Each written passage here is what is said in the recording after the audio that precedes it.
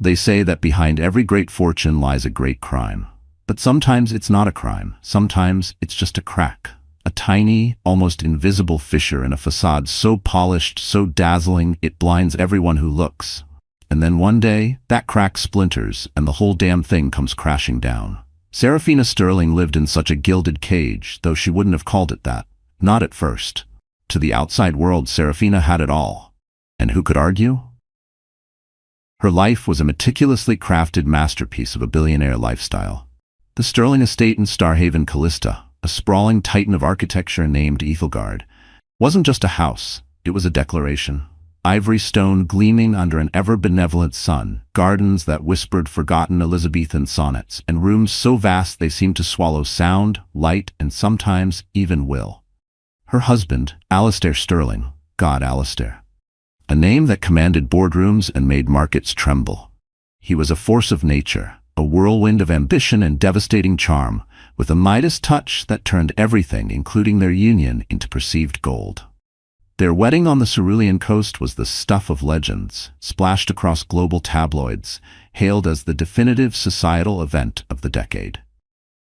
Young, beautiful Serafina, the soft-spoken heiress to a venerable art curation dynasty, and Alistair, the self-made tycoon with eyes like glacial ice.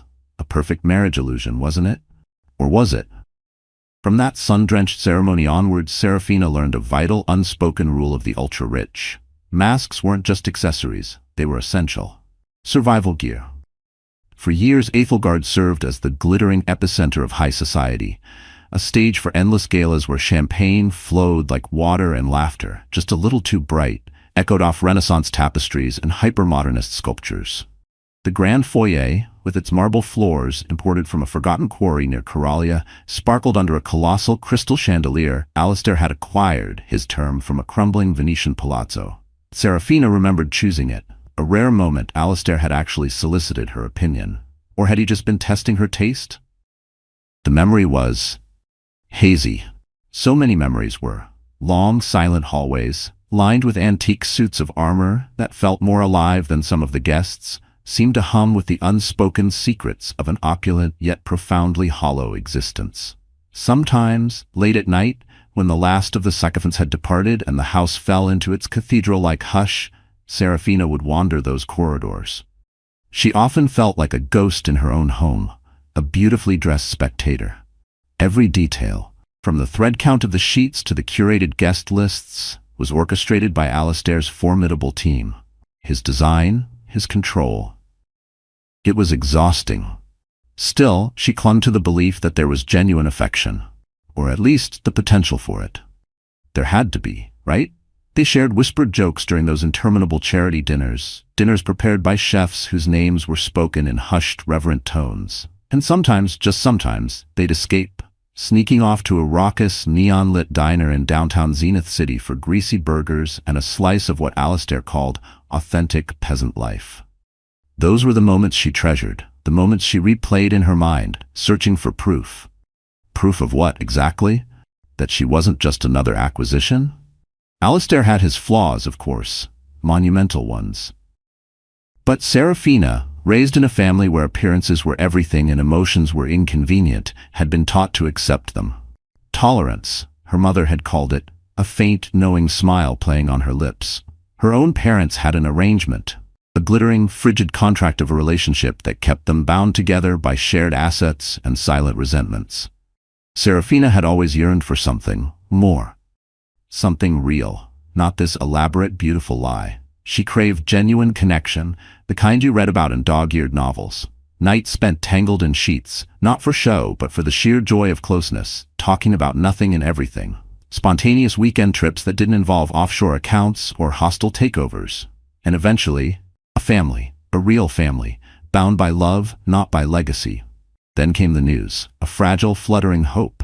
She was pregnant. Suddenly, everything felt different. This, she believed with a fierce, desperate certainty, was it. The missing piece. The golden thread that would finally weave their lives into a tapestry of genuine love.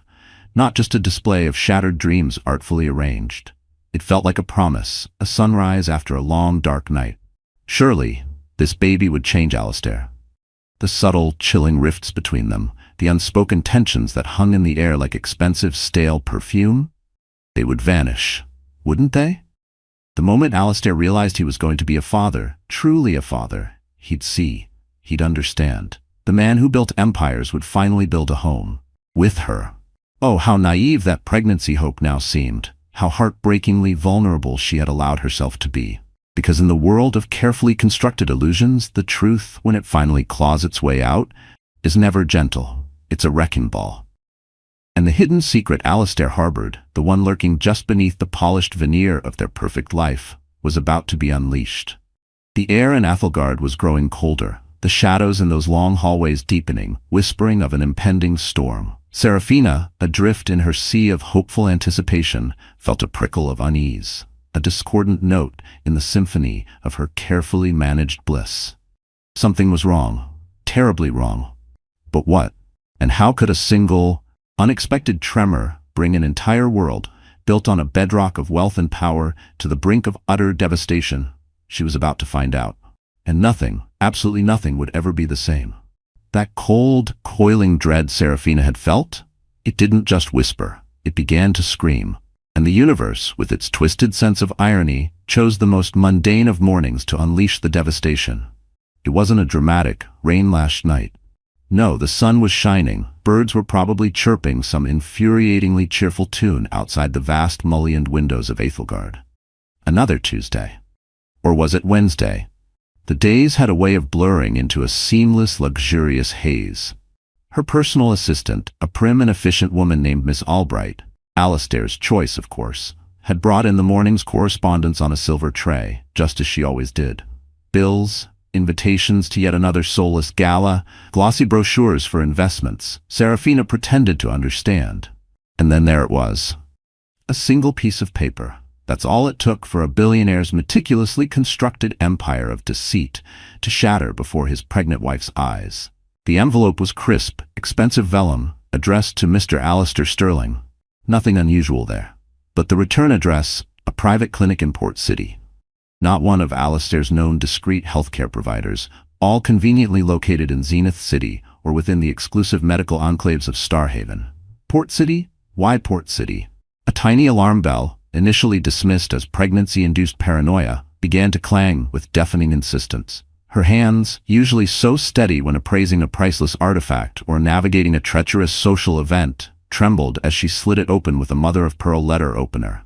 Inside, a single sheet, an invoice, for prenatal checkups, and a battery of lab tests. Her heart stumbled.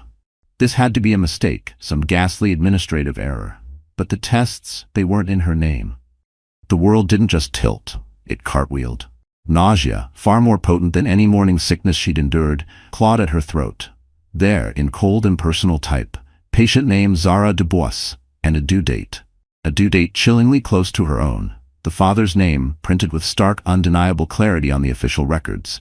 Alistair Sterling. Alistair. Her Alistair? Could it be some other Alistair Sterling? A cruel cosmic joke?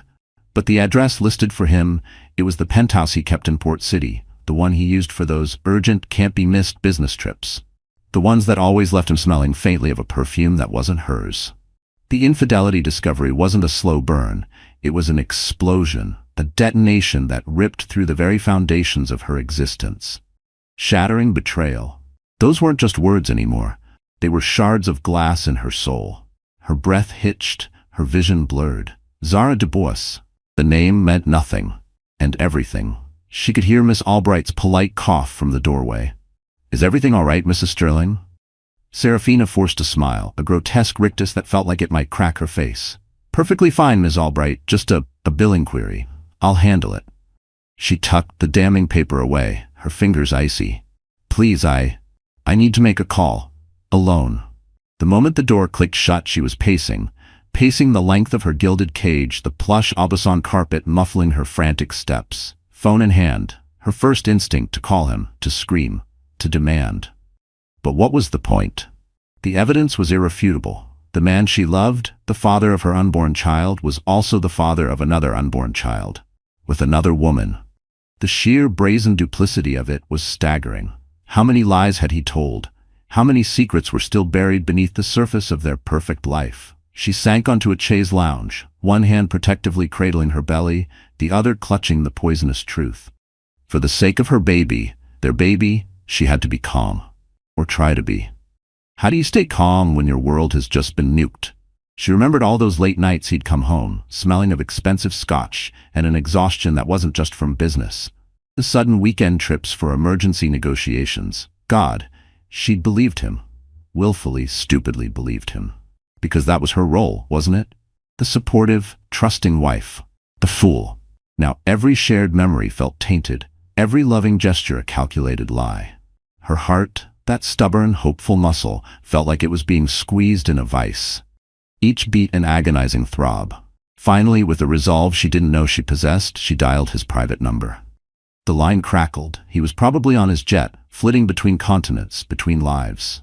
When he finally answered, his voice was warm, familiar, laced with that easy charm that had once made her knees weak. "Serafina, darling, to what do I owe the pleasure?" Just hearing his voice, so normal, so oblivious, nearly broke her. "Alistair," she managed, her voice a thin, quavering thread despite her best efforts. "I need you to come home, now." A pause. Then, that infuriatingly patient tone he used when she was being emotional. "Sweetheart, I'm in the middle of closing the Triton deal. Billions at stake. Can it possibly wait?" "No," she said, and the steel in her voice surprised even herself. "No, Alistair, it absolutely cannot wait. It's urgent." Even miles away, through the static and the roar of engines, he must have sensed the shift, the ice in her tone. Because for once, he didn't argue. He just said, "I'll be there as soon as I can." As soon as he could. How many hours would that be? Hours for the truth to fester, for the rage to build, for the heartbreak to solidify into something cold and hard. By the time his helicopter whirred onto the private helipad at Ethelgard, Serafina had reread that damning invoice so many times the ink seemed to bleed into her vision. She'd memorized every cruel detail. She was waiting for him in their cavernous bedroom, a room that now felt like a mausoleum. The fireplace crackled merrily, oblivious to the Arctic chill that had settled in her soul. He burst through the ornate double doors, his handsome face etched with a carefully constructed mask of concern. "Serafina, what's wrong? Are you all right? Is it the baby?" His eyes, those laser-sharp blue eyes, scanned her, probably looking for signs of physical distress. He was always so good at managing the visible. She just stared at him, her own eyes hollow, devoid of the adoration he was so used to seeing. Without a word, she held out the single sheet of paper. The husband's confession was about to be extracted, one way or another. The color drained from Alistair Sterling's face with shocking speed. The moment his gaze fell upon his name, linked with Zara Dubois, linked with a due date that mirrored her own, his lips parted. But no sound emerged. For one fleeting second, Serafina saw something she'd never witnessed before. Alistair Sterling, titan of industry, master of the universe, utterly, completely off guard. He looked like a child caught red-handed, not with his hand in the cookie jar but with a dagger in his spouse's back. It was almost pitiful. Almost. "Serafina," he began, his voice raw, stripped of its usual confident timbre. It's not what you think." A bitter laugh escaped her lips, a sound like breaking glass. "Oh, isn't it? You don't even know what I think, Alistair. So why don't you enlighten me? Who the hell is Zara Dubois, and why is she having your baby?" Her voice rose with each word, the carefully constructed calm shattering into a million razor-sharp pieces. He looked stricken, his gaze darting around the opulent room, to the roaring fireplace, the priceless art on the walls, the door, anywhere but directly at her. Anywhere but at the devastation he had wrought. "It was a mistake," he finally mumbled, still clutching the paper as if it might spontaneously combust. His hand was actually shaking. Imagine that. Alistair Sterling, shaking. We had an affair. But it ended, Serafina, I swear it. Months ago. I never thought. She told me she was careful. I didn't know she was pregnant until recently. I didn't know how to tell you." A mistake? An affair that ended? Her entire body trembled, not with fear, but with a rage so potent it threatened to consume her. "You're telling me," she whispered, her voice dangerously low, "that you have another baby on the way, when you know I'm 5 months pregnant with our child? Our child, Alistair." Tears, hot and furious, sprang to her eyes, but she blinked them back with a will of iron. No. She would not break.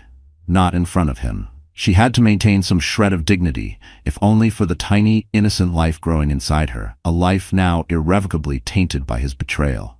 Each second stretched into an eternity of condensed heartbreak. He tried to approach her then, the audacity of the man, tried to put his hands on her shoulders, to offer some pathetic empty gesture of comfort.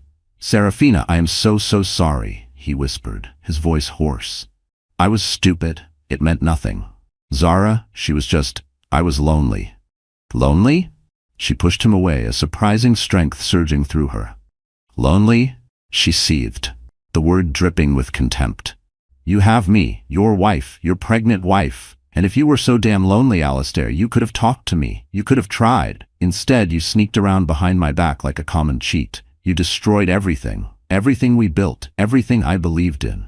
In that moment, the sheer, breathtaking glamour of their life, the life that had once defined her, meant less than nothing.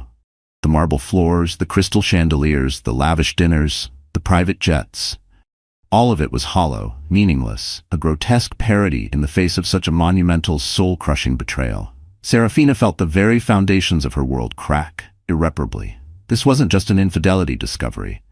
This was annihilation. Late that night, long after Alistair's pleas and apologies had faded into the heavy silence outside her locked bedroom door. A guest room, ironically, as she now felt more like an unwelcome guest in her own life than ever before. Serafina made a decision. She couldn't stay. She couldn't raise her child, in an environment so thick with lies it choked the very air she breathed. The storm inside her raged, a maelstrom of grief and fury. Between racking sobs that shook her entire frame, she pulled out a leather-bound journal, a beautiful, cream-paged book she'd bought on their honeymoon in Isola Marina, intending it for joyful recollections, for charting the course of their beautiful life together. Now its pristine pages would become the silent confidant to her deepest anguish, her most resolute vow. Why did he do it? Was it her fault? What about their baby? Could she ever trust him again? Each question was a fresh stab to her already bleeding heart. Sleep was an impossibility. As dawn painted the manicured lawns of Ethelgard in hues of gray and mournful rose, an idea, a plan, began to crystallize amidst the wreckage of her pain. A courageous escape. She had to get away, far away. Somewhere the name Sterling didn't echo in every hushed conversation, wasn't etched into every gilded cornice. She needed air, distance, a chance to salvage what was left of her sanity, to protect the innocent life within her. Pregnant and alone. The thought was terrifying, and yet, strangely, liberating. Later that morning, when Alistair, frantic and red-eyed, finally left for a critical board meeting he couldn't possibly cancel. Oh, the irony, his precious business still taking precedence. Serafina knew it was her chance. Her only chance.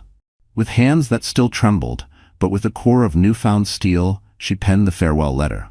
It wasn't just a goodbye. It was a testament to her shattered heart, a declaration of her independence. "Alistair," she wrote, the ink flowing like blood from a mortal wound. "You have inflicted a wound so deep that every breath I take feels laced with the poison of your betrayal.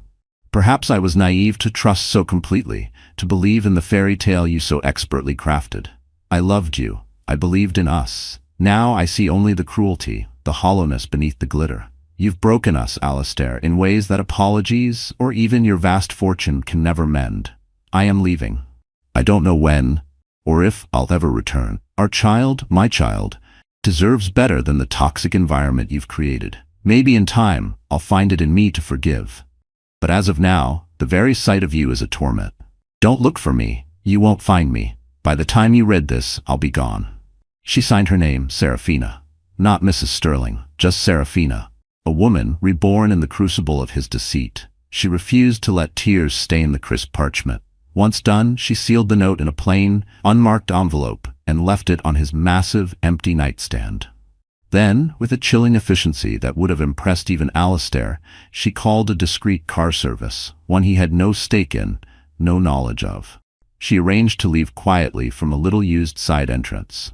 She took only the essentials. Her passport, a bundle of emergency cash she'd squirreled away, a habit from her mother, who always said a woman should have her own escape fund, just in case. A few changes of simple, unremarkable clothes, and her prenatal vitamins. The diamonds, the designer gowns, the symbols of her gilded cage, she left them all behind. They felt like shackles now. With trembling steps, she walked out of Ethelgard, the mansion that had symbolized both her dream and her prison.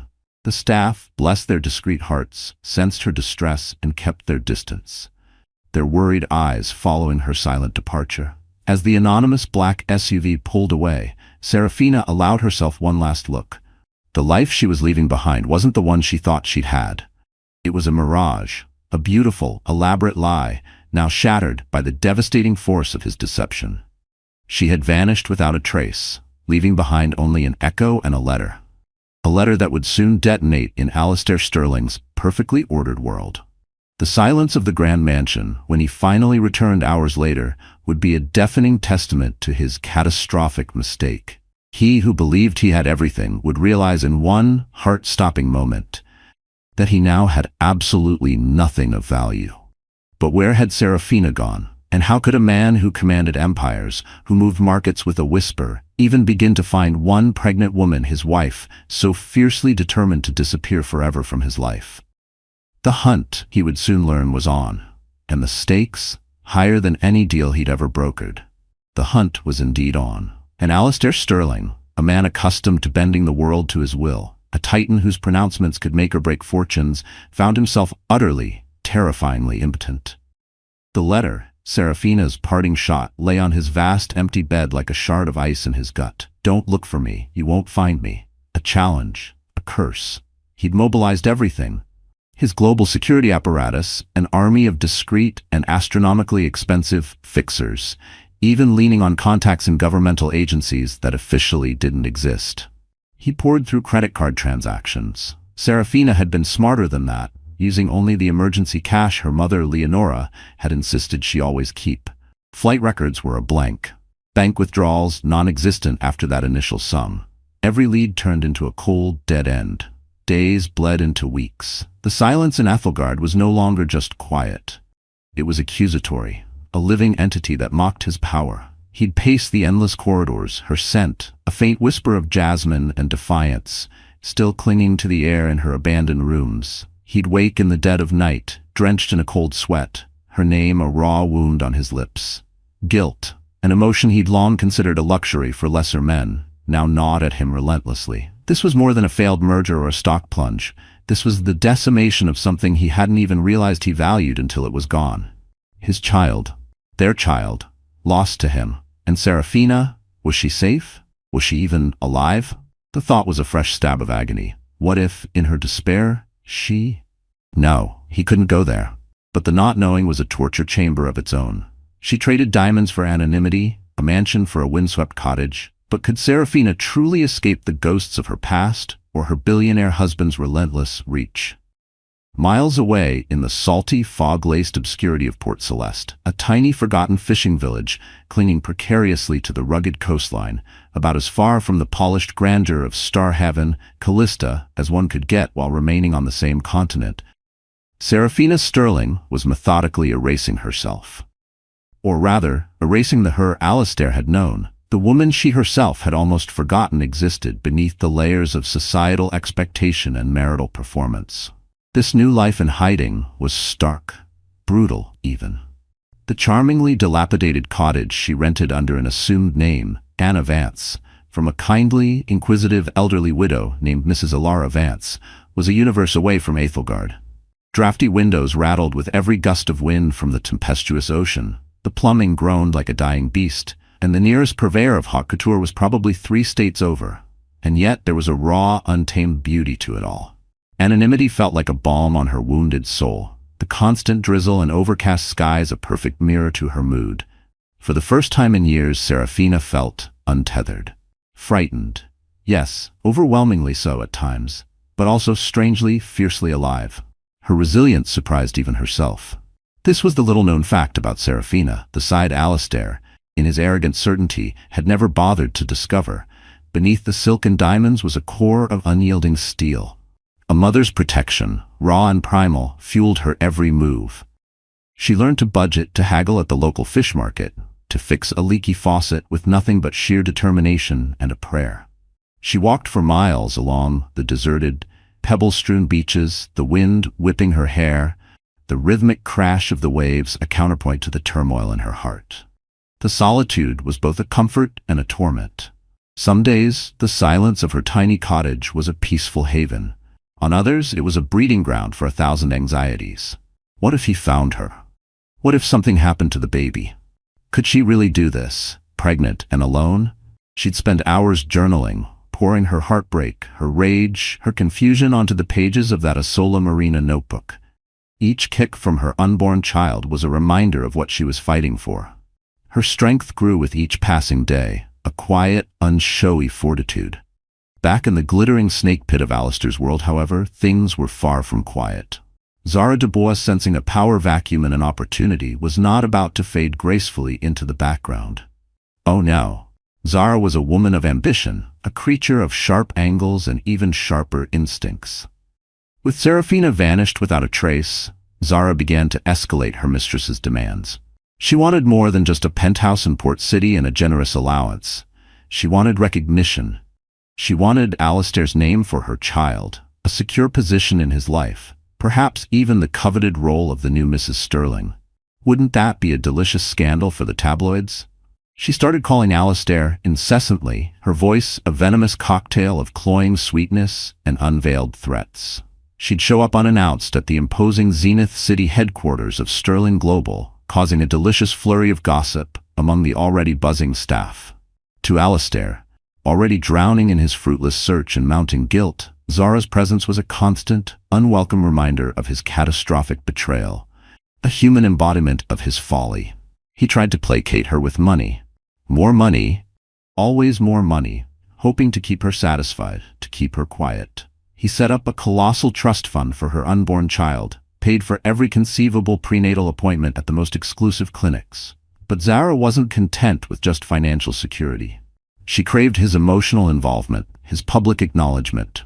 She wanted him to attend LeMay's classes, for God's sake, to rub her feet, to whisper reassurances that she wasn't just a dirty secret. Each demand, each manipulative tear, was like another nail in the coffin of his self-respect. He felt choked by the new dynamic, effectively splitting his life. The obsessive, desperate search for Serafina on one side, and this forced, increasingly loathsome paternal obligation to Zara on the other. Some nights he'd sleep in his office or a sterile hotel suite, just to avoid her cloying presence, her insatiable need. The pressure was immense. And what about the little secret he was keeping from Zara? The fact that Serafina was also pregnant? How long before that particular bomb detonated? The first real tangible lead in Serafina's disappearance came not from Alistair's army of high-priced investigators, but from a quiet, almost invisible financial tremor, a withdrawal. $50,000 in cash, drawn from a personal trust Serafina had access to, one Alistair had almost forgotten existed. The transaction had occurred at a small independent bank in Cascadia City. Not conclusive proof of her whereabouts, not by a long shot, but it was something. A flicker of hope in the suffocating darkness. Alistair was on his private jet within the hour, thundering towards the Pacific Northwest, a renewed, almost feral determination in his eyes. But even in Cascadia City, a sprawling metropolis known for its tech giants and its relentless reign, he was met with a wall of closed doors and infuriating confidentiality regulations. The bank, citing privacy laws, refused to release video footage without a court order. A process that would take precious days, maybe weeks. His attempts to bribe, to strong-arm, to leverage his considerable influence, all backfired spectacularly. All he had was a timeline, a possible lead to a string of nondescript motels on the city's outskirts. By the time his team managed to cut through the red tape and access the grainy surveillance footage, Serafina, or Anna Vance, was long gone. She'd been a ghost, a whisper, presumably now tucked away in her coastal solitude in Port Celeste, completely unaware that Alistair had been, for a few tantalizing hours, so terrifyingly close. As he drove aimlessly through the rain-slicked streets of Cascadia City that night, the weight of his regret, his utter powerlessness, pressed down on him like a physical blow.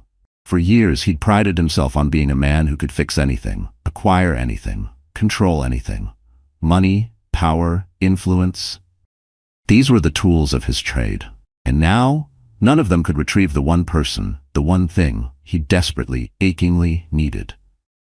How do you find someone who truly doesn't want to be found, especially when that someone is carrying a piece of your own soul?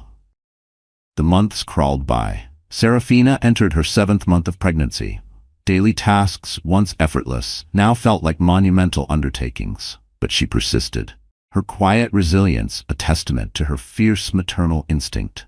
She devoured library books on childbirth and natural parenting, each chapter fueling both her anxiety and her determination. She meticulously shopped for baby clothes at local thrift stores and quaint consignment shops, paying in cash, always in cash, careful to avoid leaving any digital breadcrumbs that might lead Alistair to her door. Sometimes the loneliness was a physical ache, a gnawing emptiness that nearly drove her to call her mother, Leonora, or her closest friend, Vivienne. She imagined their frantic worry, the questions, the recriminations. And then there was Alistair. Despite the white-hot rage that still simmered beneath the surface, there were moments, fleeting, treacherous moments, when she missed him.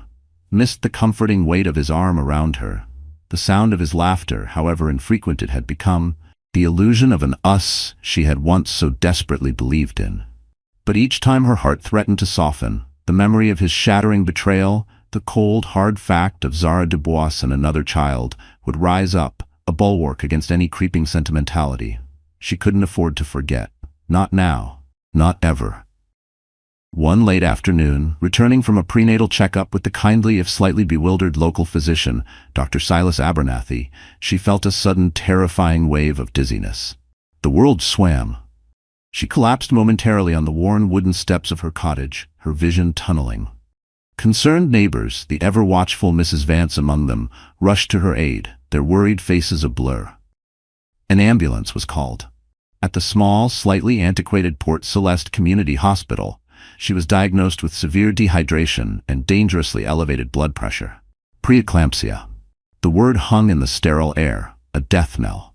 It was a jolting, terrifying reminder that she was carrying precious cargo, that her stress, her isolation, her grief were not just her own burdens to bear, they were endangering her baby. Gripped by a primal fear, she realized, with a clarity that cut through her stubborn pride, that she couldn't do this entirely alone. She confided in Mrs. Vance, her stoic, pragmatic landlady, who, to Serafina's surprise, revealed her own quiet history of heartbreak and loss. A fragile bond formed between them, woven from shared tears and unspoken understanding. In those tender moments, surrounded by the scent of chamomile tea and old books in Mrs. Vance's cozy kitchen, Serafina found unexpected pockets of hope. Not everyone in the world was out to betray her. Some, it turned out, were simply there to lend a helping hand. Back in Starhaven, Alistair, driven to the edge of despair by his continued failure to find Serafina and the escalating melodrama with Zara, finally made a decision he'd been resisting. He would hire the best. Someone outside his usual circle of yes-men and corporate sycophants. He needed a ghost hunter. He needed Marcus Thorne. Thorne was a legend in certain, very discreet circles. A former intelligence operative, now a private investigator of unparalleled skill and an unshakable, if somewhat unconventional code of ethics. He was expensive. He was elusive. And he was notoriously selective about his clientele. At first, Thorne, a man who valued his integrity above all else, was wary of working for the famously controversial, morally ambiguous Billionaire. But the sheer desperation in Alistair Sterling's eyes, the raw, unfaked pain when he spoke of his missing pregnant wife, and, admittedly, the staggering sum offered, eventually persuaded him. Perhaps, Thorne mused, there was a chance here for genuine closure, for finding a resolution that might actually benefit the missing woman, not just her powerful, tormented husband. He accepted the case. The hunt had just gained a new, far more formidable predator. For weeks, Marcus Thorne moved like a phantom through the labyrinth of Serafina's former life, and then into the shadows of her escape. He scoured flight records, car rentals, encrypted communications, potential safe houses. He interviewed Serafina's few close friends, like Vivienne, who offered nothing but cryptic, fiercely loyal statements. Serafina is safe, and that's all you or anyone else needs to know. Despite the wall of silence, despite Serafina's cunning in using untraceable funds and burner phones, Thorne began to detect a faint trail, a whisper in the digital ether. She had prepared for this, he realized with a grudging admiration. She was far more resourceful than anyone, especially her husband, had ever given her credit for. The breakthrough, when it came, was almost anticlimactic. A meticulously reconstructed timeline of her movements from Star Haven, a flicker of a face on grainy hotel surveillance footage in Cascadia City, a half-forgotten ferry manifest. It all pointed north, to the remote fog-shrouded coastline. To Port Celeste. Thorne traveled quietly, blending into the background like a chameleon. He checked local lodging options, his eyes scanning for any sign of a pregnant woman fitting Serafina's elegant, now undoubtedly fragile description. Days of fruitless searching turned into a week. He was about to give up, to report back to Alistair that the trail had gone cold, when he stumbled upon an older, chatty shopkeeper who recalled a sweet, sad-eyed young woman, clearly from out of town, and very much with child, who occasionally bought artisanal bread and local honey. Staying in a small cottage by the sea, the one owned by old Mrs. Vance. With subtle, expertly worded inquiries, Thorne confirmed the woman's assumed name, Anna. The final, undeniable stroke of luck, or perhaps inevitability, came when he saw her, in person. Stepping out of a small, independent bookstore, a second-hand copy of Meditations clutched in her hand. He recognized her instantly from the photographs Alistair had provided. Those luminous, intelligent eyes, now shadowed by an unbearable weight of heartbreak and fear. She wore a loose-fitting faded blue coat, her belly round and prominent beneath it, an unmistakable testament to the life she carried. She looked thinner, more fragile than in the glossy society pages. But there was a new strength in the set of her jaw, a quiet defiance in her gaze. Marcus Thorne observed her from a distance, his expression unreadable. He made no move to approach. Not yet. He noted the direction she walked, the quiet dignity of her movements, and confirmed her address at the windswept cottage overlooking the turbulent gray sea. He now faced a profound dilemma.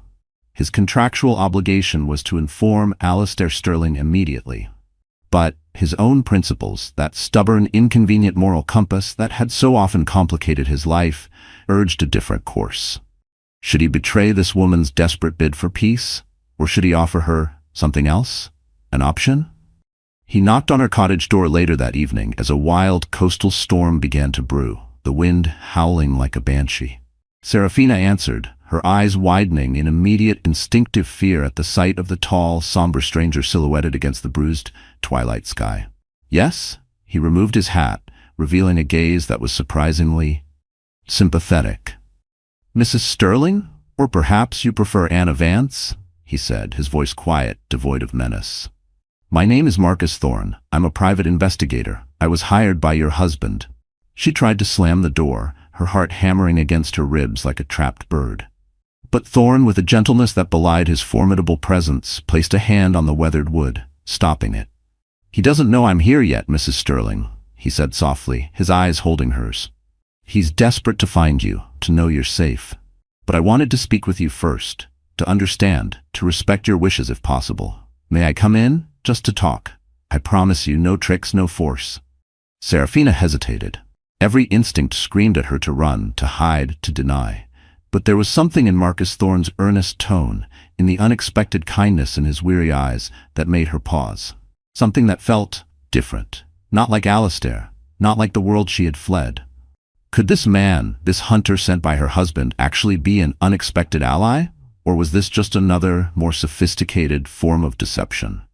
The wind howled louder, rattling the very bones of the little cottage, and Serafina knew, with a chilling certainty, that her fragile peace was about to be shattered once more. He found her.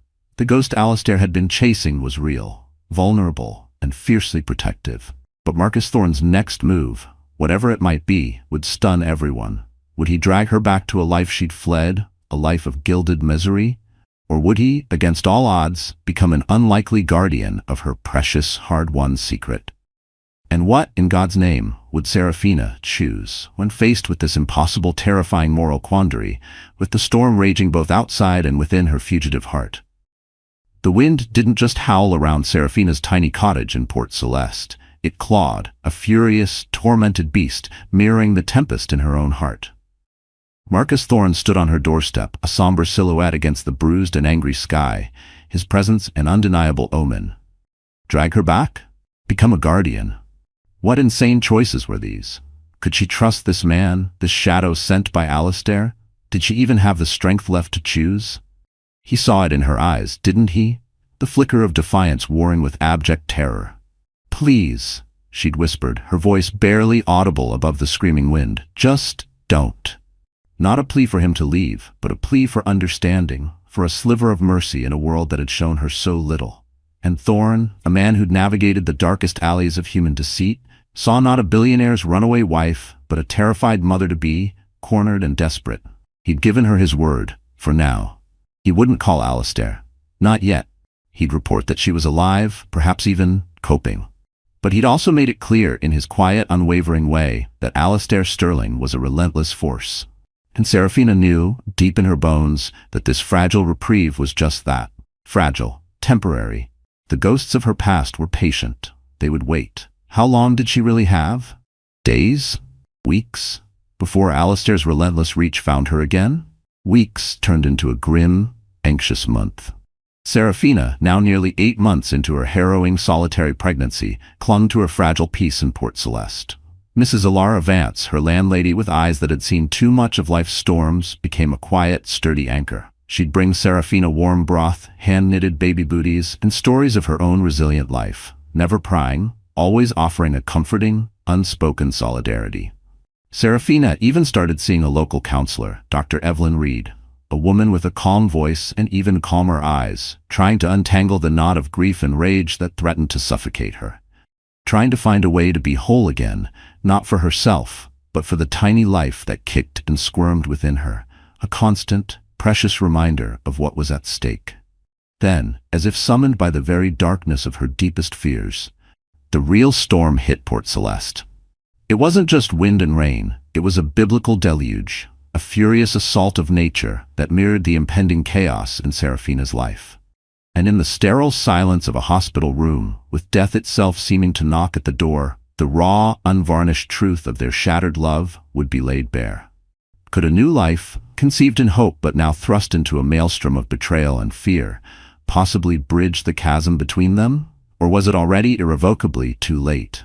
It began with a sharp, unfamiliar pain, a tightening in her belly that stole her breath, then another and another.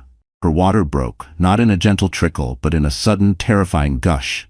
Premature birth, the words screamed in her mind. Too soon. Her baby wasn't ready. Mrs. Vance found her doubled over, her face ashen, her breath coming in ragged, panicked gasps. The kind old woman, her usual composure momentarily shattered by the urgency of the situation, didn't hesitate.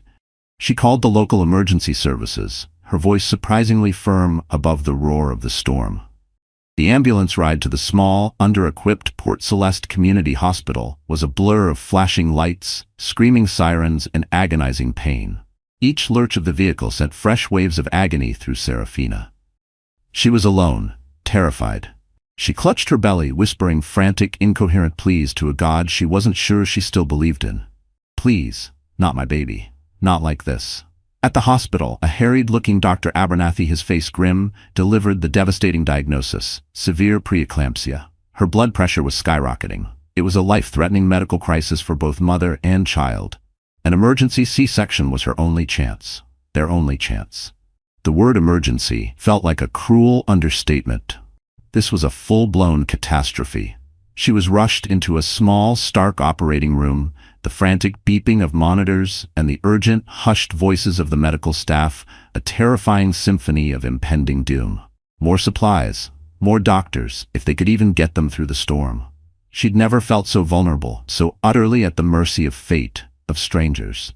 Between waves of pain that threatened to tear her apart, she whispered a name. Not Alistair. Not out of love or longing, but from some primal, animalistic need for something. Comfort? An anchor in the storm?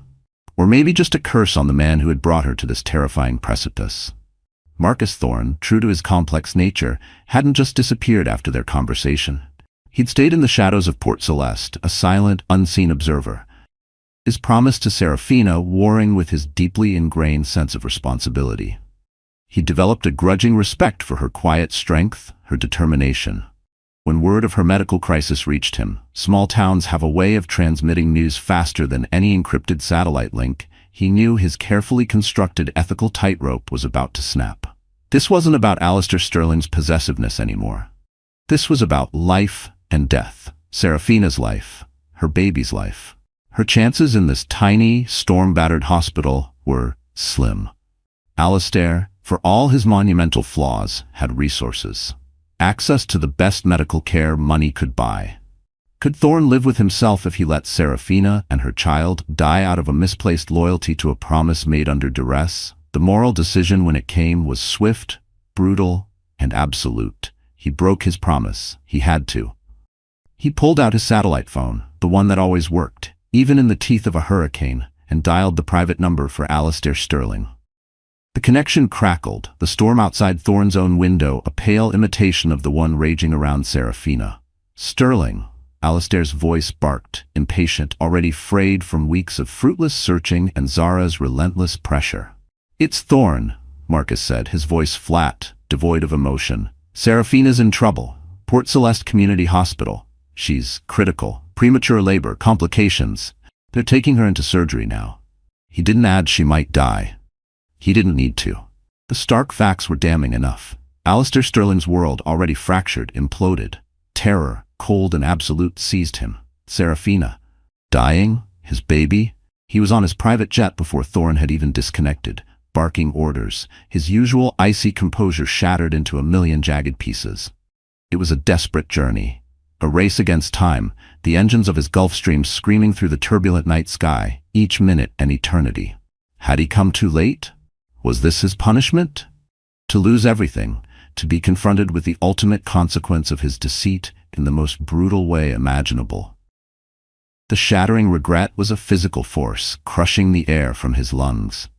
When Alistair finally stumbled into the chaotic, dimly lit corridors of Port Celeste Community Hospital, his hair disheveled, his eyes hollowed out from the overnight flight and sheer terror, the overworked nurses could hardly believe their eyes.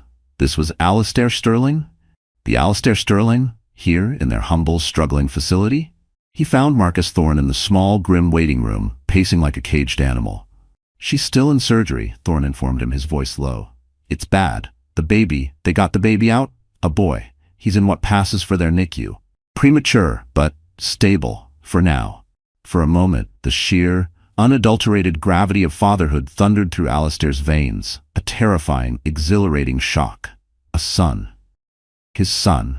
Orion, Serafina had once whispered she'd name their boy after the hunter in the stars. Now, that tiny hunter, their Orion, lay in a makeshift neonatal intensive care unit, fighting for his fragile life. And Serafina, his wife, the woman he had systematically destroyed with his lies, was in critical condition, her life hanging by the slenderest of threads. The regret, oh God, the regret. It was a living thing, coiling in his gut, stealing his breath, heavier than any burden he had ever borne. He pressed his palms to his face, hot, ragged tears escaping from beneath his eyelids. Tears. When was the last time Alistair Sterling had cried? He couldn't remember. Hours later? Or was it days? Time had lost all meaning. A weary, white-coated doctor finally emerged from the operating room. He looked exhausted, but there was a flicker of something, not quite hope, but perhaps the absence of despair. "Mr. Sterling?"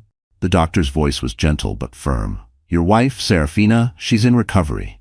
We managed to control the bleeding. Her blood pressure is still dangerously high, but we're cautiously optimistic.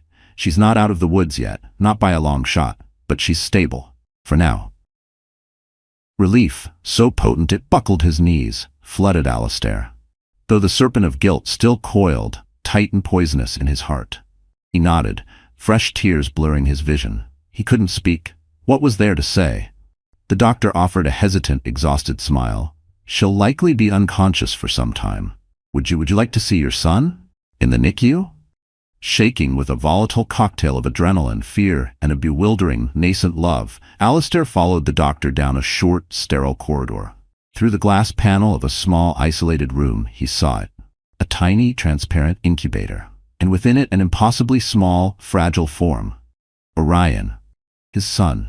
A baby swaddled in tubes and wires, a tiny warrior fighting a valiant battle for life. A nurse, her face etched with a mixture of weariness and compassion, guided him to scrub his hands, don a gown, and approach the incubator with a reverence he hadn't known he possessed. The moment Alistair Sterling laid eyes on his son, everything else. The scandals, Zara, the billions, the empire he had so ruthlessly built, dissolved into meaningless dust. Nothing mattered but that fragile, flickering life. A wisp of dark hair, impossibly tiny curled fists, eyelids fluttering like moth wings. He reached out a trembling hand, his fingers brushing against the sterile plastic of the incubator. Tears, hot and unrestrained, dripped onto the polished linoleum floor. You're so beautiful," he whispered, his voice a hoarse, broken thing. He didn't even know if Orion was a beautiful baby. All he knew was that this tiny creature was his son. A son Serafina had carried, protected, and nearly died for. He prayed, with a desperation that clawed at his soul, for the chance to tell her, to hold their child with her by his side, to somehow, someway, begin to atone for the devastation he had wrought. After a few precious, heart-stopping minutes, the nurse gently suggested he let the baby rest. Alistair nodded, his heart throbbing with a pain and a love so fierce it was almost unbearable. Next, the recovery ward. The corridor was eerily quiet, save for the rhythmic hum of unseen machinery and the distant, mournful wail of the storm still raging outside. A sympathetic nurse, her eyes conveying a world of unspoken understanding, pointed him towards Serafina's room. He stepped inside, and his world froze. She lay on the narrow hospital bed, pale as death, still as a marble effigy. Tubes snaked from her arms, an oxygen mask obscuring her beautiful, beloved face. The steady, rhythmic beep of the heart monitor was the only reassurance that she was still, somehow, alive. Alistair felt an avalanche of regret, so profound, so absolute, it threatened to bury him. This was the vibrant woman who used to dance with him at glittering galas, whose laughter could fill the vast emptiness of Ethelgard, whose eyes held a universe of intelligence and passion. Now she looked so fragile, so broken. And it was his doing. All his. Slowly, tentatively, he approached her bedside. He knelt, his expensive, custom-made suit creasing unheeded on the cold, sterile floor, and he took her hand, her limp, unresponsive hand, in his. "I'm sorry," he whispered, his voice cracking, shattering into a million pieces. "Oh God, Serafina, I'm so sorry. Please come back to me. Please. If not for me, then for him, for Orion, for our son." He didn't know how long he stayed there, kneeling by her side, his voice a broken litany of apologies and pleas, tears choking every other sentence. Nurses came and went, checking her vitals, offering him polite, pitying smiles, perhaps all too aware of the raw, agonizing heartbreak that saturated the very air in that small, sterile room. 2 days later, days that felt like 2 agonizing centuries, Serafina's eyelids fluttered, opened. She was alive. Her son was alive. But the man who had shattered her world, the architect of her deepest pain, was now the first face she saw as she clawed her way back from the precipice of death. Could forgiveness ever bloom in a field so ravaged by betrayal, or was his very presence just another, more refined, form of torment? The battle for her life had been won by the barest of margins. But the war for her heart, for their future, for any semblance of peace or healing, that, Alistair knew with a chilling, soul-deep certainty, had only just begun. The war for Serafina's heart, as Alistair Sterling knew with a certainty that chilled him to the bone, was a battleground littered with the explosive remnants of his own treachery. And as Serafina's eyes fluttered open in that stark, sterile room in the Port Celeste Community Hospital, the first volley was an icy wave of recognition, quickly followed by a surge of raw, unadulterated fury that momentarily eclipsed even the throbbing pain of her ravaged body. It was him. The architect of her ruin, the ghost at her personal feast of suffering, now materialized at her bedside, looking haggard, tear-stained even, pathetic. Did he expect gratitude? Forgiveness? For what? For nearly killing her? They shared a child, a hospital room, and a universe of unspoken pain. Could 2 broken souls, shattered by the same cataclysmic event, one the perpetrator, the other the victim, ever find their way back to each other? Or were some wounds simply too deep, too fundamentally altering to ever truly heal? The air crackled with the question. "Water," Serafina rasped, her throat raw, her voice a barely audible croak. A nurse, bless her efficient soul, hurried over, adjusting the IV drip, offering a small cup with a straw. Alistair flinched as if struck when Serafina's gaze, cold and sharp as obsidian, finally landed on him, truly seeing him. Your baby is fine, Serafina," Alistair said, his voice thick, unsteady. He sounded like a stranger. "Our son. Orion, he's in the NICU, small, but they say he's strong, a fighter. A flicker of something primal, a fierce maternal love, cut through Serafina's haze of pain and anger. Orion. Her son. She tried to sit up, a sharp wince contorting her features. Where is he? I need to see him. Soon, Alistair replied, his hands hovering uselessly, wanting to help, to touch, but clearly terrified of her reaction. Once you're more stable. The doctors. She cut him off, her voice gaining a sliver of its former strength, laced with pure venom. What are you doing here, Alistair? The question hung in the air, heavy and accusatory. He lowered his head, the picture of contrition. Or was it just another performance? With Alistair, how could she ever know for sure? I had to come, Serafina. When Marcus Thorne called, when I heard I couldn't let anything happen to you, to him, to Orion, I know you told me not to look for you, but... He trailed off, his gaze fixed on the worn linoleum floor. I am so profoundly sorry, Serafina, for everything. Her body trembled, a combination of post-operative shock and the fresh onslaught of grief his presence unleashed. Sorry? She whispered, tears finally, betrayingly, forming in her eyes. You have no right to be here, no right to say his name. I told you to leave me alone. He nodded, his own eyes glinting with unshed tears. The great Alistair Sterling, brought low. It should have been satisfying, it wasn't, it was just empty. I know, he said, his voice barely a breath. And I will leave, if that's truly what you want, after you're stronger, after Orion is safe. But please, Serafina, let me help you through this. Let me be here, for him, if not for me. She was torn. Oh God, how she was torn. A part of her, the raw, bleeding part, despised him with an intensity that shocked her. But another part, the terrified new mother part, the part that had just stared death in the face, was so utterly, bone-deeply weary of fighting alone. Yet how could she simply erase what he'd done? The betrayal wasn't just a crack in their foundation. It was a sinkhole that had swallowed their entire world. They spoke little more that day or the next.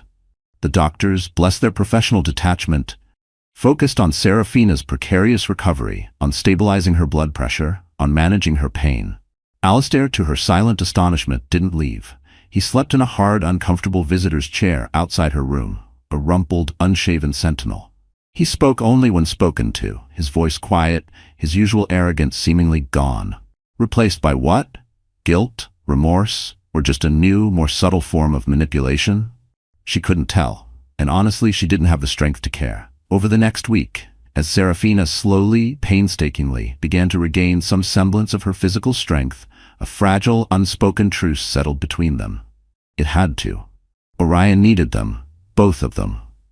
When she was finally strong enough to be wheeled to the makeshift NICU, the sight of her son, her tiny perfect Orion, nestled amidst a daunting array of tubes and monitors, shattered what little composure she had left. Tears streamed down her face. Tears of overwhelming love, of profound relief, of gut-wrenching fear.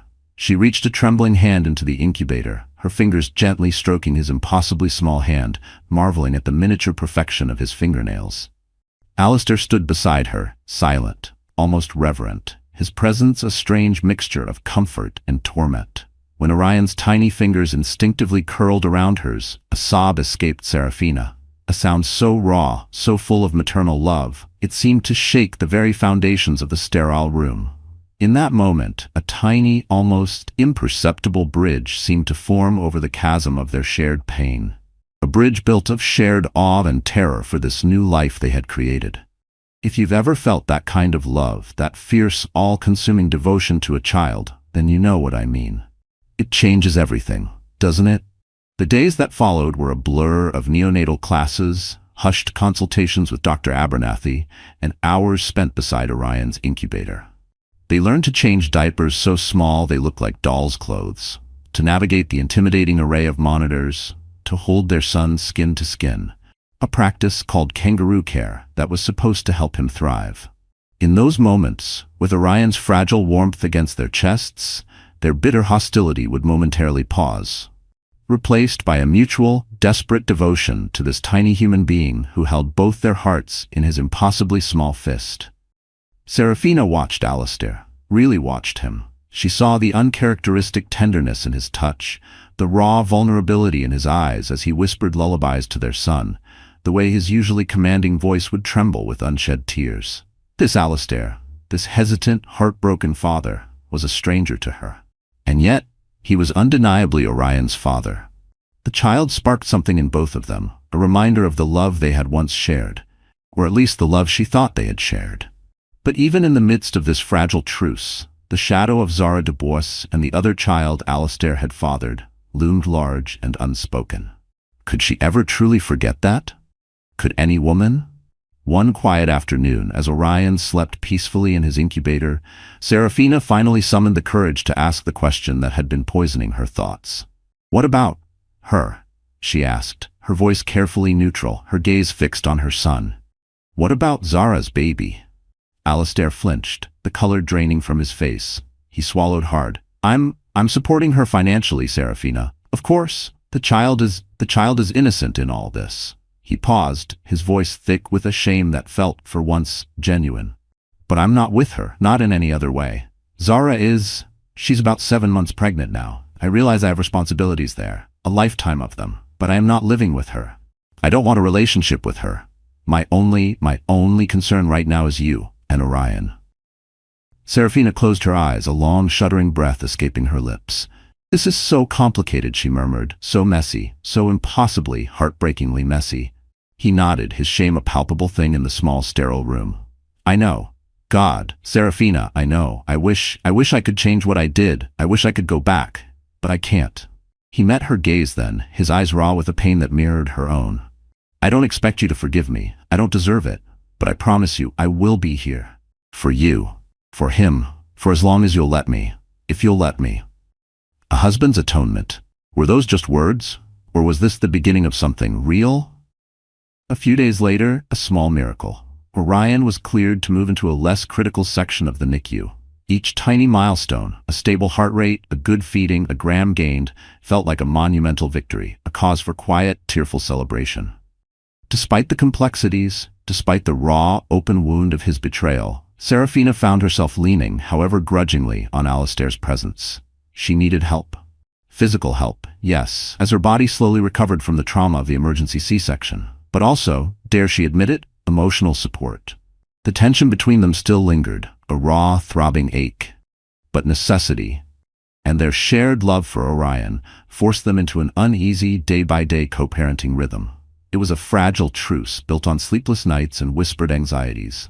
2 weeks after Orion's tumultuous arrival, Serafina was discharged. Orion, however, still needed to remain in the hospital for a while longer. The thought of returning to the isolated, wind-swept cottage in Port Celeste, with its steep, treacherous steps and its memories of solitary fear, filled her with a fresh wave of dread. How could she manage alone, with a recovering body and a fragile preemie who would soon need round-the-clock care? Alistair, ever the pragmatist, offered a solution. A service department he'd found in a quiet complex near the hospital, complete with on-call nursing support if needed. She hesitated. Accepting his offer felt like another concession, another step back into his orbit, an acknowledgement of him as part of her support system. But what alternative did she have? Her mother, Leonora, was frail. Vivian was overseas. She was, for all intents and purposes, still alone. Reluctantly, with a heavy heart and a head full of conflicting emotions, she agreed. And so began a period of tentative, almost surreal, coexistence. They spent hours each day in the NICU, learning everything they could about caring for a premature infant, preparing for Orion's eventual homecoming. Serafina, physically and emotionally drained, sometimes felt her carefully constructed composure slip. In those moments of overwhelming fear or exhaustion, Alistair would quietly, unobtrusively be there, a steadying hand on her arm, a shared cup of lukewarm coffee, a tissue passed without a word. He never pushed, never presumed. He just was. Nights were a different story. She insisted on her own bedroom, a clearly defined boundary.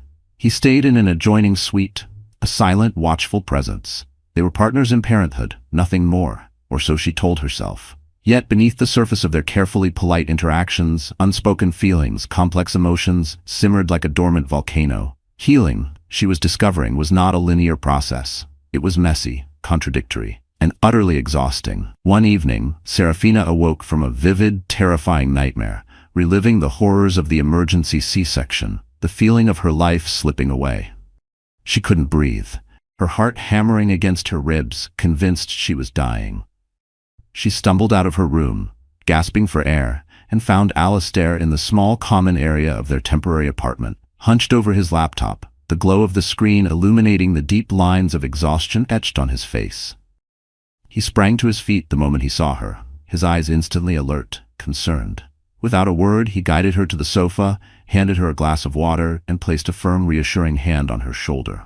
And in that moment, something within Serafina, some tightly coiled spring of resistance, finally snapped. She didn't recoil. She didn't push him away. She clung to him, sobbing, the fear of nearly dying, of leaving her baby motherless, overwhelming her in a raw, shuddering wave. He held her, stroking her hair, whispering apologies, over and over and over, for everything. For the pain, the betrayal, the fear, for breaking her, for breaking them. By the time her tears subsided, an exhausted calm had settled over her. Their eyes met, and for the first time in what felt like a lifetime, a faint, almost imperceptible flicker of some old, forgotten feeling passed between them. A shared trauma, a shared child, a shared something. But the next morning, with the cold light of day, Serafina reminded herself fiercely that healing was not the same as forgetting. And forgiveness? That was a country she wasn't sure she ever wanted to visit again. Not yet. Maybe not ever. Then came the call. Just as a fragile semblance of routine, of predictability, had begun to settle over their strange new life, the outside world, in the form of Zara Dubois, intruded once more. Zara, it turned out, had given birth to a daughter, Lyra, prematurely, just like Orion, and with similar life-threatening complications. Despite their frayed, toxic relationship, despite everything, Zara had reached out to Alistair. Desperate. Her baby, his other child, needed specialized medical care that her local hospital in Port City couldn't provide. Serafina felt a familiar, sickening wave of jealousy, of rage at the mere mention of Zara's name. But beneath the anger, there was something else. A grudging understanding. An innocent child was in trouble. She saw the anguish, the sheer, unadulterated torment on Alistair's face. He was trapped, torn between two impossibly difficult, emotionally devastating responsibilities. She knew, with a certainty that surprised even herself, that ignoring Zara's plea, forcing him to choose, would condemn him, and perhaps, by extension them, to a lifetime of corrosive guilt. What would you do in that situation? Could you really put your own pain aside for the sake of an innocent child, even if that child was a constant reminder of your husband's betrayal? It's a hell of a question, isn't it? Ultimately, Serafina did something that shocked Alistair to his core. She looked at him, her eyes clear, her voice steady, and said, "Go to her, Alistair. Go make sure your daughter gets the care she needs." Was it forgiveness? No. Not even close. Was it empathy? Perhaps a sliver? Or maybe, just maybe, it was a recognition that their lives were now inextricably, tragically intertwined, bound together by two innocent children caught in the crossfire of their parents' mistakes. With a gratitude that left him speechless, Alistair left for Port City. He arranged for top-tier medical transport for Zara's newborn Lyra. He stayed just long enough to ensure her condition stabilized under the care of pediatric specialists. And then, true to his word, determined to prove his sincerity, his commitment to Serafina and Orion, he returned to Port Celeste within a week. During his absence, Serafina found herself missing him. Missing his quiet presence, his steady support, his surprisingly gentle way with Orion. It was a confusing, unwelcome realization. She caught glimpses of her reflection, a tired, recovering mother holding her precious, fragile son, and remembered the nights when Alistair had stood behind her, his hands guiding hers as they learned to navigate the complexities of caring for a preemie. She realized, with a jolt, that even if their marriage never fully healed, even if trust was a bridge too far, she cherished having a partner, a co-parent, to share the crushing burden and the fleeting joys of these early, terrifying days. When Alistair returned, looking even more exhausted, more haunted than before, they had a long, quiet talk. "Lyra is stable," he informed her, his voice heavy. Zara is Zara. I'll be traveling to Port City periodically, of course, to see her. Lyra, I owe her that much. She's my daughter." Serafina nodded, her gaze drifting to Orion, dozing peacefully in his bassinet. "I can't begrudge you that, Alistair," she said softly. And she meant it, mostly. The days that followed were filled with a subdued kind of acceptance, a fragile truce born of shared responsibility and a dawning, reluctant respect.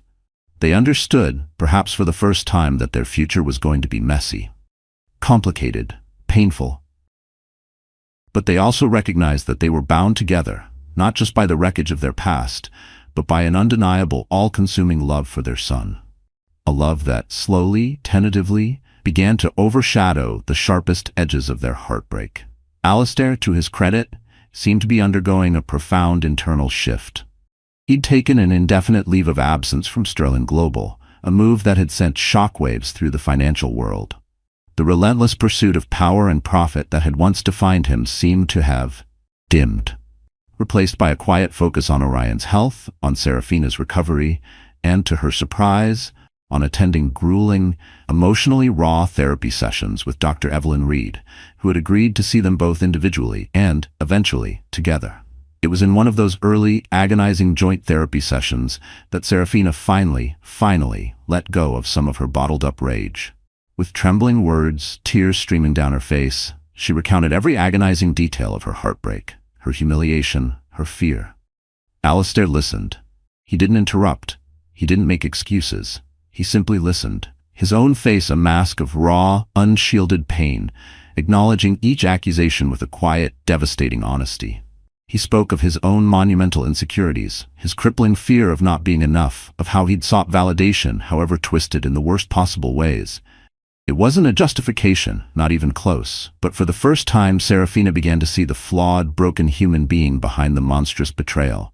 It didn't excuse anything, but it complicated things.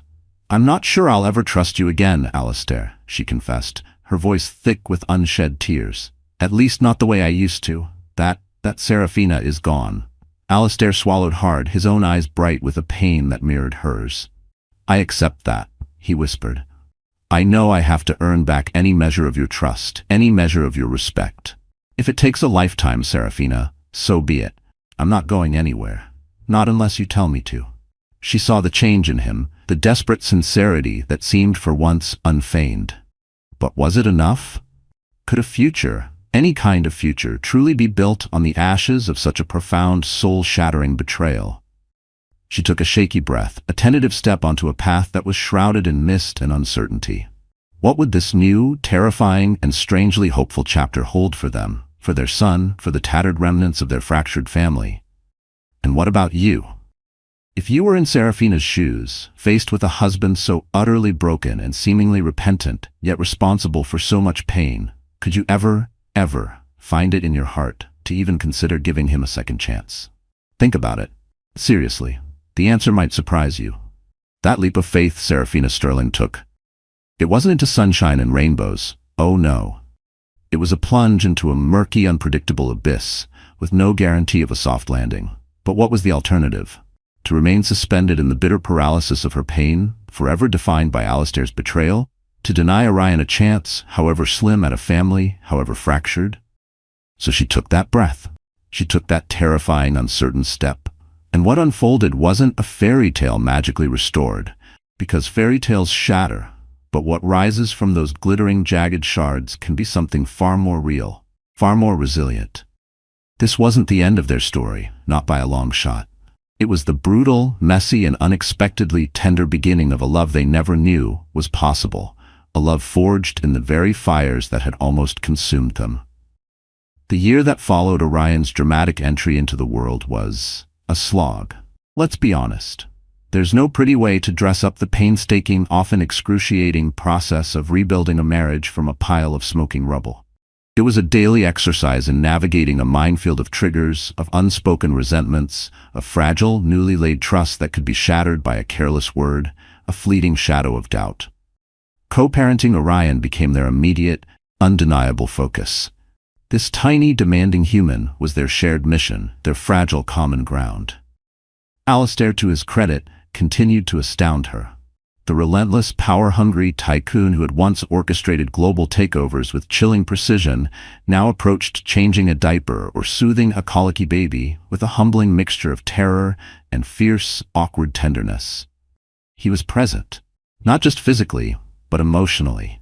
He attended every one of Orion's doctor's appointments, learned the intricate dance of preemie care, and sat through endless hours of therapy sessions with Dr. Evelyn Reed. Sessions where Serafina often unleashed the full, unvarnished fury of her pain, and where Alistair, for the first time in his gilded life, simply listened. He absorbed it. He owned it. His husband's atonement wasn't a grand gesture. It was in the quiet consistency of his changed behavior, the slow, steady drip of genuine remorse. And Serafina? She was undergoing her own profound transformation. The trauma hadn't broken her, it had reforged her. The soft, accommodating woman who had once felt like a decorative accessory in Alistair's world was gone. In her place stood someone stronger, someone with a core of tempered steel, someone who knew her own worth. Finally, she found her resilience in the fierce, unwavering love for Orion, and, surprisingly, in rediscovering her own passions. She reconnected with her family's art curation dynasty, not as a dilettante, but as a sharp, insightful professional with a renewed sense of purpose. Her independence became non-negotiable, a vital part of her healing process. She needed to be Serafina Sterling, not just Alistair's wife, not just Orion's mother, but her own damn self.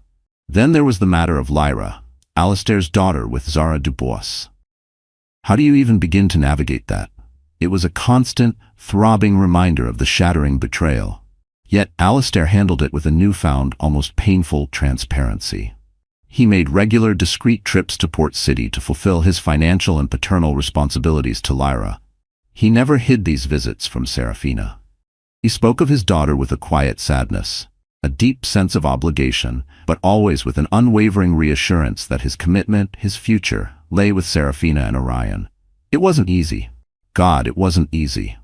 There were nights Serafina lay awake, jealousy and resentment, a bitter taste in her mouth. But she also saw the integrity in his actions, the painful honesty. This was part of their new reality, part of the complex, messy tapestry of their family healing.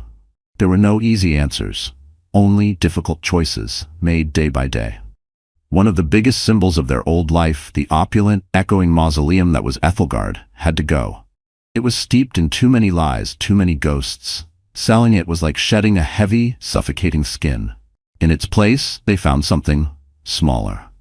Uame, a rambling, sun-filled house nestled in a quieter, less ostentatious corner of Starhaven, a place with a sprawling garden for Orion to play in, a cozy kitchen that smelled of baking bread instead of caterers' canapes.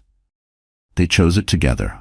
They decorated it together. Slowly, painstakingly, they began to build not just a new home, but a new kind of home, one founded not on illusion, but on the hard-won truths of their shared experience. What was the secret to their evolving, fragile truce, this improbable journey towards something resembling a rebuilt marriage? It wasn't about forgetting the past. How could they? The scars remained, pale and livid, a permanent reminder of the devastation. No, the emotional honesty they were forced to confront meant acknowledging that the betrayal was now woven into the very fabric of their story. It was about integrating it, learning from it, and vowing, every single damn day, to do better. To be better. Theirs was no longer the naive, untested love of a fairy tale. This was something else, something tougher, something forged in fire, tempered by pain, and ultimately, surprisingly, unbreakable. A transformed love. It wasn't perfect. Far from it. There were still arguments, still moments of doubt, still nights when Serafina retreated into the solitude of her own thoughts, the shadows of the past looming large. But there were also shared victories. Orion's first infectious giggle, his wobbly first steps, his messy first birthday cake. Moments of unexpected grace, of shared laughter, of a quiet, comfortable companionship that felt more real, more precious than all the glittering illusions of their former life. They learned to communicate, truly communicate for the first time. They learned the language of forgiveness, not a one-time event, but a daily practice, a conscious choice. Second chances, they discovered, weren't about erasing the past, but about having the courage to write a new future, together, despite it. So what's the takeaway from a story like Serafina and Alistair's? That love conquers all? That every betrayal deserves forgiveness? Hell no. It's not that simple. And anyone who tells you it is selling you a fantasy. Their journey, steeped in pain and illuminated by a fragile, hard-won hope, reminds us that even the most devastating heartbreaks can be met with an unwavering strength, A fierce resilience we often don't know we possess until we're tested. Serafina, by forging her own path, by demanding honesty and change, discovered that love, true love, doesn't have to vanish in the face of betrayal. It can transform. It can evolve into something deeper, something more honest, something, dare I say, even stronger, though infinitely more complicated. And Alistair? He learned the hard way that wealth and power mean absolutely nothing without respect, loyalty, and the courage to confront your own demons. He spent his days striving, truly striving, to become a man worthy of the second chance he'd been so miraculously and perhaps undeservedly given. Their story isn't a neat happily ever after. It's a testament to the messy, complicated, and often heartbreaking reality of human relationships. It's a story of hope after heartbreak, of the grueling, unglamorous work of rebuilding trust, piece by fragile piece. It shows us that sometimes, just sometimes, the hardest fights, the ones that strip us bare and force us to confront our deepest fears and failings, can yield the greatest, most unexpected rewards. If we dare to believe in redemption, if we dare to believe in the enduring strength of the human heart to heal, to grow, to love again, even beyond the scars. So let me ask you this. What are the gilded cages in your own life? What are the shattered illusions you're still sweeping up? And where, in the midst of your own messy, imperfect story, can you find the courage to forgive, to rebuild, to believe in the possibility of a love reimagined? Because if Serafina and Alistair's journey teaches us anything, it's that even in the deepest darkness, there's always a flicker of hope, always a chance for a new beginning. If you're brave enough to reach for it, what will you reach for today?